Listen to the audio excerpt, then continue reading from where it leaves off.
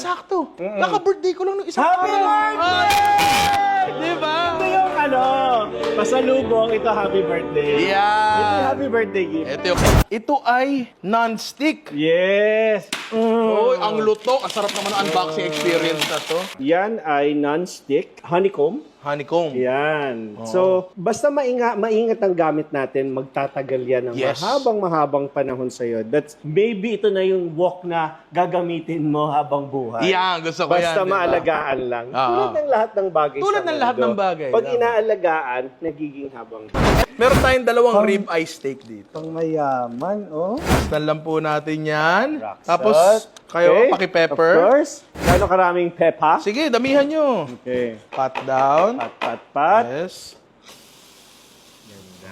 Okay. Wag lang muna nating galawin.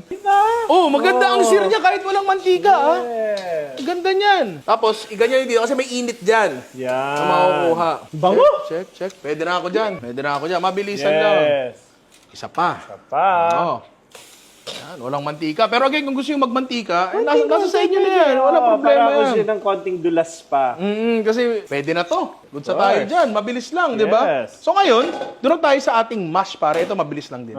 If you want to have this new improved wok pan, punta na kayo sa site, check it out. Nandyan yung full details at saka yung price. Mukhang mag-e-enjoy kayo dito.